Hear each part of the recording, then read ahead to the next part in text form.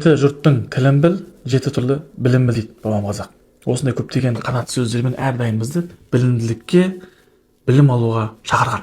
Қазіргі таңда жат ағымдардың ең көбінің адасуындағы негізгі себеп сол бастапқыда естіп алған нәрсесінен әлі күнге дейін жүру. Яғни дамытпайды, білімді әрмен қарай оқымауында. Сондықтан кіммен сөйлессең де кейде бір бауырлармен сөйлесеміз, өзін Хамбали мазхабын ұстанамын деп айтады.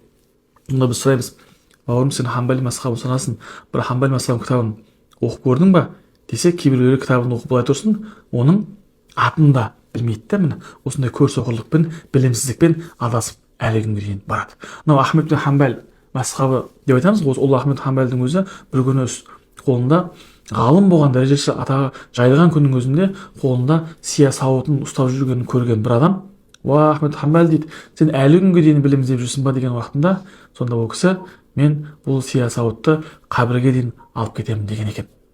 Міне осы мазхабты ұстанамын деп жүрген бауырлардың өзі, әлбетте ол мазхабты ұстануының өзі, ұстанбайының өзінде күмән бар, бірақ олардың өзі, солардың ең үстің шейхі, ұстазымыз, біздің кәдімгі төрт мазхабтың бірі болған Ахмед Хамбалдың өзі әрдайым өмірінің соңына дейін білім алған, білімін тереңдеткен. Мұзафар Әлімбаев деген бабамыздың өзін айтады: білім қымбат қазына, қанағат тұтпа азына дейді. Аз білім қанағат тұтпай, көп білім алу адасушылықтың негізгі кедергісі деп білеміз.